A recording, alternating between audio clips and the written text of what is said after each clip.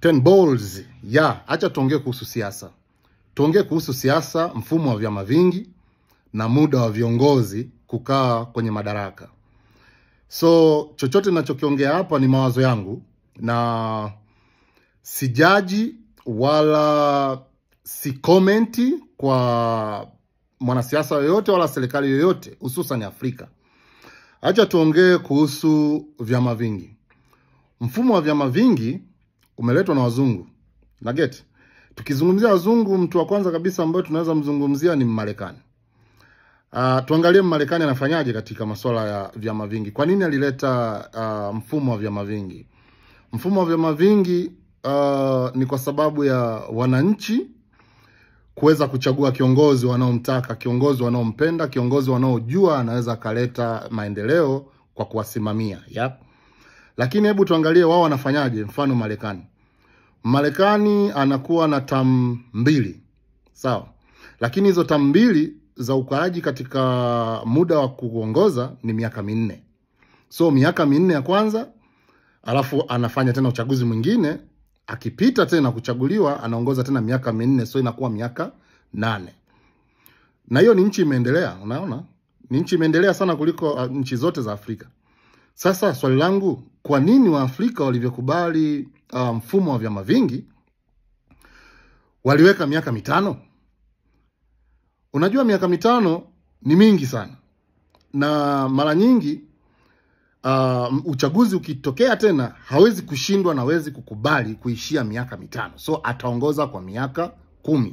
So ndani ya miaka 10, tuseme sasa uongozi wa Kiafrika katika vyama vingi, ndani ya miaka 10 umemchagua mtu ambaye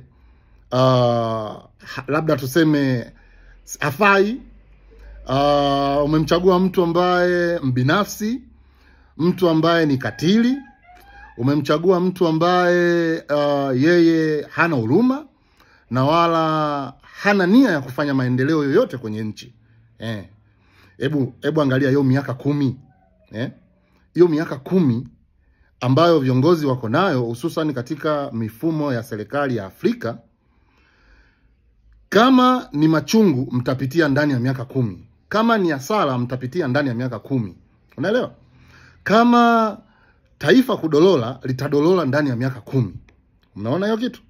So mimi nadhani walivyo kipindi, kama ningekuwa labda katika kamati maalum ama kama inawezekana kwa sasa hivi, vitu zinaweza kubadilika. Mimi nadhani wa Afrika tusingepita nchi zilizoendelea kama Marekani. Kwa nini wa Marekani wao wanaenda miaka 8 jumla na miaka 4 na mtu bado anaweza kutolewa ndani ya miaka 4? Kwa nini wa Afrika waende miaka 10? Miaka 10 mingi sana. Unajua? Wa Afrika wasingeweka hata miaka 4 ambayo inaweza kulingana na wa Marekani. Wangeweka hata miaka 3. Unajua? Ndani ya miaka 3 mtu akichaguliwa, akikuwa anafanya vizuri, pia anaweza kufanya tena ndani ya miaka 3 mingine. So inaweza jumla ikakuwa miaka 6. Kuna watu watajaji miaka 3 midogo kwa maendeleo. Uongo. Bro, kama mtu ni wa maendeleo, hata ukimpa mwaka mmoja utaona tu maendeleo. Kama mtu ni mzuri, kama kiongozi ni mzuri, sawa? Kwa sababu mara nyingi viongozi wetu, hata ukiangalia kwenye Biblia, sawa, kiongozi kama ni mzuri tu, hata umpe mwaka mmoja, mwaka 2, miaka 3. Sawa? So nadhani kwenye mifumo ya Kiafrika tungeanza kwanza na miaka 3.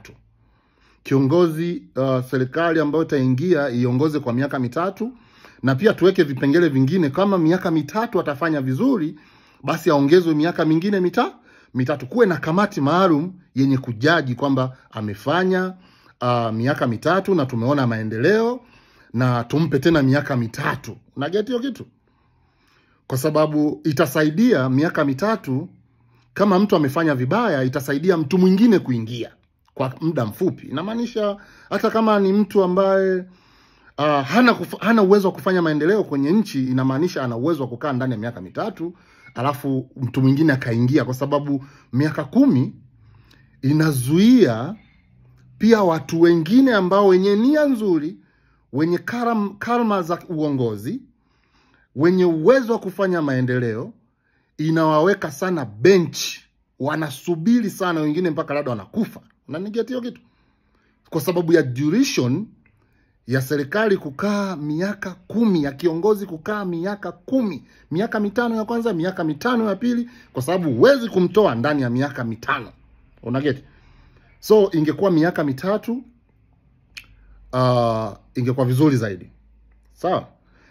Naongea hivi sio kwamba naongea kwa ajili ya mwananchi, naongea kwa nchi nzima, watu wote. Hebu imagine wewe umeingia miaka 10, hujafanya maendeleo yoyote. Sawa? Umetengeneza maadui wengi, alafu adui yako ukimaliza miaka 10 si augombei tena. So adui yako akagombea kwenye hiyo miaka 10 mingine, akawa yeye ndio kiongozi. Hebu imagine wewe adui yako anakuwa ndani tena miaka 10 ya serikali. Wewe utasafa vipi kiongozi uliokuwa miaka 10 before? Ama kiongozi ambaye wewe umestaafu utasafa vipi? Umeget? So mimi nadhani katika masuala za democracy Afrika bado ni bora hata tungekuwa na zile mifumo za ufalme ama uking mara 10, kwa sababu unajua mtu akikuwa king ama anakaa miaka hapo yote, si anajua ni mali ni zake. Hata kuiba hawezi kuiba sana, na hata akiiba ataridhika tu. Lakini sasa imagine mtu anajua kabisa hapa anakaa miaka 10, alafu huyo mtu ulomuingiza hapo ni tuseme huyo mtu ni mwizi. Wewe unadhani ataiba kiasi gani? Kwa sababu anajua miaka 10 nitakuwa sipo hapa na nimetengeneza maadui, so lazima nitafute pesa nyingi sana ambazo nitawaonga watu wakinifuata. Unaget? So vyama vingi Afrika bado. Kwa sababu gani nasema bado? Ukiangalia hata mifumo inayoendelea ya vyama vingi kwa Afrika na mifumo inayoendelea wale walioleta vyama vingi hapa duniani ni tofauti. Unaona? Tofauti kabisa. Sisi kwenye kila uchaguzi wa Afrika, nchi za Afrika, lazima kuwe na vurugu. Lazima watu wauliwe. Lazima watu wapotee. Lazima viumbe visivyokuwa na dhambi vife. Sasa vyama vingi, mfumo wa vyama vingi unaleta uhuru ama unaleta utumwa na vita ndani ya nchi. Hebu imagine Mwafrika mwenzio anakuua. Mwafrika mwenzio anakuchinja. Mwafrika mwenzio anakupiga risasi. Kuna tofauti gani na wakoloni waliokuwa wanatesa mababu zetu? Na pengine hata kipindi ya wakoloni hawakuwa wanatesa mababu zetu. Hizo ni story tu, maana sisi hatukuwa, unajua. Tunasoma tu story. Na kwa nini walikuwa wanapigwa? Labda walikuwa wajeuri. Kwa sababu gani? Hata sasa hivi kwenyewe wakoloni hawapo. Bado mtu anaweza kukuua tu ukiwa mjeuri. Bado mtu anaweza kukufunga ukiwa mjeuri. So sheria ni iko pale pale. Sheria ya mkoloni na sheria ya sahihi ni vile vile. Na mimi ukiniambia masuala za kuwa uhuru kwenye nchi za Afrika na kukua colonized, mimi kama Ten Balls ninaweza nikwambia ni bora tukue colonized kuliko kukua huru alafu tukue colonized na Waafrika wenzetu. Alafu bado kumbuka Waafrika wenzetu wanatucolonized kinguvu, sawa? Wanatupiga, wanatuua kinguvu. Hakuna tofauti na kukua colonized na mzungu ama mtu mwingine tofauti, sawa? Kwa sababu bado hao Waafrika wanatuua na bado huyu mzungu anatucolonized tena. Nikisema kutucolonize kwamba ni bado tumekuwa maslave, unajua? Tumekuwa maslave, unasikia ukoloni mambo leo. Nchi nyingi za Afrika zimepewa madeni, pesa, mikopo. Unajua nchi yote ambayo inakudai hauwezi kuilipa mpaka Yesu aje. Tayari wewe umekuwa mtumwa wake, unajua hivyo? Hata sahi tu rafiki yako akikukopesha pesa nyingi ambazo uwe unamlipa kila siku mpaka unakufa, tayari wewe umekuwa mtumwa wa huyo rafiki yako. So utumwa bado huko, isipokuwa tu haupo ule wa minyororo na viboko. Umeona? So mimi naweza nikasema sitaki kuongea sana, ila wewe jifikirie. Kukuwa na vyama vingi Afrika inasaidia kitu gani? Kama chaguo unalolitaka wewe mwananchi haliwezi kukua. Na kukua na mifumo za serikali za Afrika kukaa na miaka 10 kwenye uongozi. mimi naona bado hazifai. Kama kuna uwezekano wa vitu kufanyika, miaka zikuwe hata mitatu. Ili kuwe na mapresidenti wengi, viongozi wengi, wabadilike kila baada ya miaka mitatu, kwa sababu watu ni wengi sana, unanielewa? Unakuta nchi moja ina watu milioni 60. Sasa watu milioni 60, brother, sister, alafu mtu anaongoza ndani ya miaka 10. Na hao wengine watakuja kuongoza lini? Pengine wengine wana haiba nzuri ya uongozi. Nugget. Na kuhusu katiba. Katiba ni karatasi. Katiba, tulikuwa na mazungumzo mengine na rafiki zangu mimi. Katiba haimfanyi mtu mwenye power kunyenyekea. Unanielewa? Katiba ni maneno tu, kwa sababu ukiangalia hizi katiba tunang'ang'ania zibadilishwe. Bado kuna viongozi wamefanya uongozi wao chini ya hizo katiba na bado walifanya vizuri.